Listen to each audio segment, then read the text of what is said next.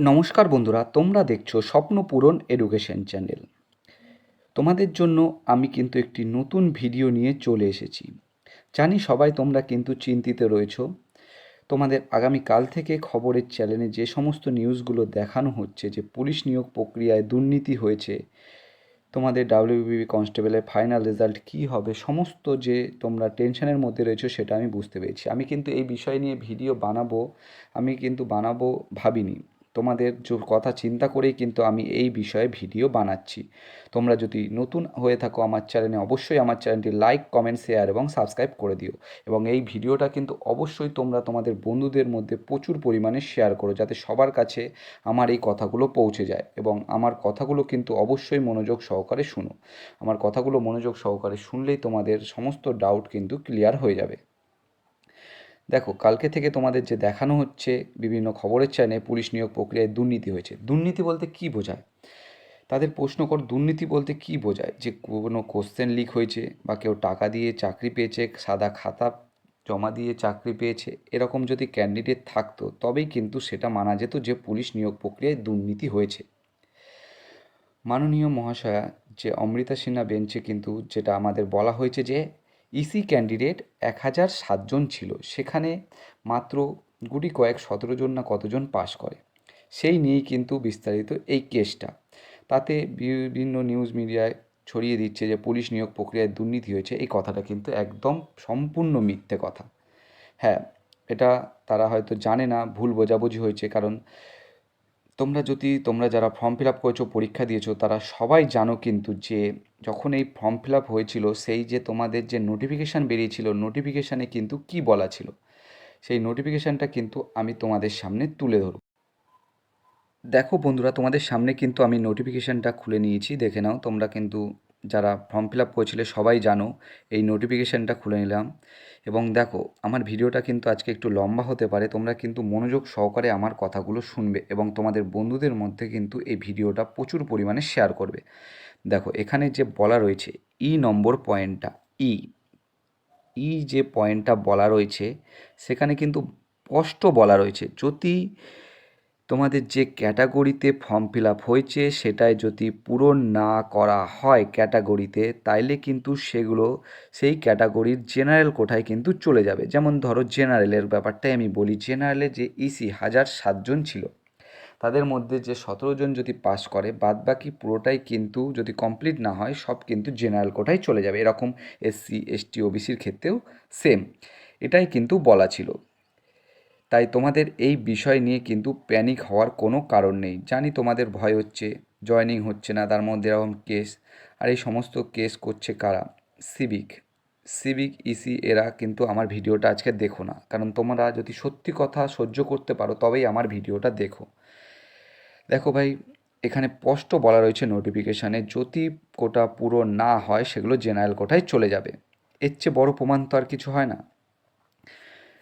দেখো, এই সিভিকরা বারবার ভাবছে, হয়তো সিভিক, হোমগার্ড যারা আছো তারা বারবার ভেবো না যে তোমাদের 10-12 পেয়ে তোমরা চাকরি করবে। এখানে লক্ষ লক্ষ ছেলে মেয়ে পড়াশোনা করছে এবং তারা দেখো দিনের পর দিন পরিশ্রম করে এই জায়গায় পৌঁছেছে। তোমরা কেস করে ভাবছো তোমরা জিতে যাবে, এটা তোমাদের ভুল ধারণা। 10-12 পেয়ে ভাই এখনকার সময় চাকরি পাওয়া যায় না।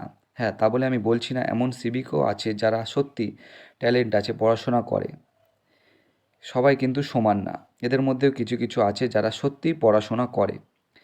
কিন্তু বেশিরভাগ জন যারা ভাবছো ফেল করার পর তোমাদের জন্য এই করা হবে সেই করা হবে, কিচ্ছু করা হবে না ভাই। 8 তারিখ পর্যন্ত তোমরা সহ্য করে যাও বন্ধুরা। 8 তারিখ যে কেসটা আছে, তোমরা এই সরকারের ওপর ভরসা রাখো। তোমাদের 8 তারিখেই আশা করি সমস্ত ডাউট ক্লিয়ার হয়ে যাবে এবং তোমাদের ভয় পাওয়ার কারণ নেই। তোমরা এতদিন সহ্য করলে, আর কটা দিন সহ্য করে যাও, কী হবে তোমাদের? আর একটি কটা দিন ধৈর্য ধরে যাও। তোমাদের 8 তারিখ কোর্টে কেসটা উঠলেই তোমাদের যা যা চিন্তা সব কিন্তু দূর হয়ে যাবে। এবং এই সিভিকরা, আর এর সাধারণত সিভিক এবং যারা ফেল করে গেছে, দেখো পরীক্ষায় ফেল করে গেছে, মাঠে ফেল করে গেছে, তারা ভাবছে প্যানেল ক্যান্সেল হয়ে যাবে, এই হয়ে যাবে, সেই হয়ে যাবে। কিচ্ছু হবে না ভাই, কোনো কিচ্ছু হবে না। তোমরা নিশ্চিন্তে থাকতে পারো। এই পুরো তোমাদের দেখো, এর আগেও যখন কোর্টে কেস উঠেছিল, আমি তো কেসগুলো ফলো রাখি, তখন দেখেছিলাম যে মাননীয়া যে অমৃতা সিনহার বেঞ্চে কিন্তু যে পিআরবির উকিল কিন্তু বলেছিল আমাদের রেজাল্ট কিন্তু পুরো তৈরি আছে, আপনারা অনুমতি দিলেই প্রকাশ করব। কিন্তু তখন তার মানে তোমরা বুঝতে পেরেছো এটা পুরো রেডি আছে, তোমাদের কোনো চিন্তার কারণ নেই।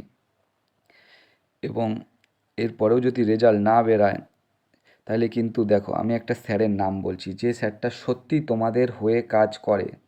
দেখো শুনতে খারাপ লাগলে হতে পারো, ভাবতে পারো আমি হয়তো তার গোলামি করছি বা কিছু, যদি গোলামি করি ভাই গোলামি করছি। চিরঞ্জিত স্যার, আমি নাম নিলাম চিরঞ্জিত স্যার, যে তোমাদের হয়ে কিন্তু প্রতিবার দেখো ফিল্ডে নেমেছে, আন্দোলন বলো ভ্যাকেন্সি বলো সব কিছুতে কিনি উনি কিন্তু দেখো। ভাবতে পারো অনেকে ওনার স্বার্থ রয়েছে, হ্যাঁ স্বার্থ সবার রয়েছে ভাই, কিন্তু কজন করে? দেখো বিপদে তোমাদের সামনে যে থাকবে সেই তো তোমার প্রকৃত বন্ধু। সেরকমই তোমাদের চিরঞ্জিত স্যার কিন্তু প্রতিটা মুহূর্তে দেখো তোমাদের ওয়েস্ট বেঙ্গল পুলিশের রেজাল্ট বার করা থেকে নতুন ভ্যাকেন্সি আনা পর্যন্ত উনি কিন্তু তোমাদের সঙ্গে সব সময় থাকে।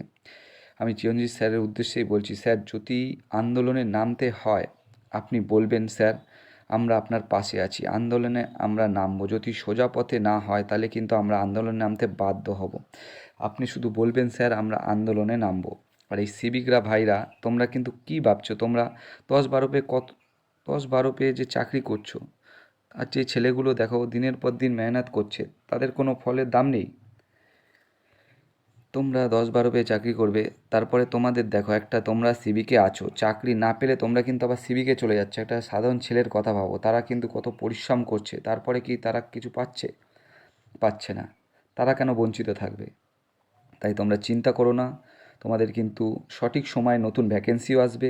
সঠিক সময় 8 তারিখ পর্যন্ত অপেক্ষা করো, 8 তারিখে রেজাল্ট না আসলে চিরঞ্জিত স্যার তো তোমাদের দেখো বলছেই বারবার আন্দোলনে নামবে, আমরাও কিন্তু আন্দোলনে নামবো। স্যার আপনার পাশে আছি, আপনি এগিয়ে চলুন। এবং এই কেস নিয়ে তোমাদের কিন্তু চিন্তার কারণ নেই। তোমরা কিন্তু দেখো এতদিন ধৈর্য ধরতে পারলে আর কটা দিন ধৈর্য ধরে যাও। তোমাদের নোটিফিকেশানে যেখানে স্পষ্টভাবে বলা রয়েছে সেখানে তোমাদের ভয়ের কী? এই নোটিফিকেশানে তোমাদের স্পষ্টভাবে বলা রয়েছে, স্পষ্টভাবে এই নম্বর নোটিফিকেশানটা তোমরা যাবে, স্পষ্টভাবে তোমাদের বলা রয়েছে বারবার। এই নম্বর নোটিফিকেশানটা স্পষ্টভাবে বলা রয়েছে ভাই। এবং তোমাদের চিন্তার কোনো কারণ নেই। আর কিছু ছেলে মেয়ে যারা ফেল করে গেছে তারা কিন্তু বারবার ভাবছে এদের প্যানেলটা ক্যান্সেল হয়ে যাক, এই হয়ে যাক ওই যাক, কিচ্ছু হবে না ভাই, তোমরা নিশ্চিন্তে থাকো। আশা করি আমার কথাগুলো তোমরা শুনলে এবং বুঝতে পারলে। এবং এই মিডিয়া কিন্তু আসল ব্যাপার তো জানে না, তাই তারা বারবার বলছে দুর্নীতি দুর্নীতি। দুর্নীতি কী? কেউ কি টাকা দিয়ে চাকরি পেয়েছে? কোশ্চেন লিক হয়েছে? সাদা খাতা জমা দিয়েছে? এসব তো হয়নি ভাই। তোমরাও জানো কাটা ভাই গেছে, এই কোশ্চেনে কাটা যা গেছে যথেষ্ট গেছে, তোমরা মেহনত করেছো তার ফল পাবেই, কোনো চিন্তার কারণ নেই। সবাই ভালো থাকবে, সুস্থ থাকবে, দেখা হবে আবার নতুন একটি ভিডিওতে। এবং তোমাদের যদি কোনো কিছু জানার থাকে আমার ভিডিও কমেন্ট বক্সে কমেন্ট করো, আমি অবশ্যই তোমাদের কমেন্টের উত্তরে রিপ্লাই দেবো। এবং যারা সিভিক আছো তারা অবশ্যই আমাকে গালাগালি করবে, গালাগালি করো ভাই, যেটা বাস্তব সেটা বাস্তব। এবং আশা করি অনেকেই সিভিক আছো যারা বুঝতে পারবে এই বাস্তবতাটা। আমি বলছি না সিভিকদের মধ্যে কোনো ট্যালেন্ট নেই, অনেকেরই আছে এরকম ট্যালেন্ট, এবং পরিস্থিতির চাপে তাদের এখানে কাজ করতে হচ্ছে।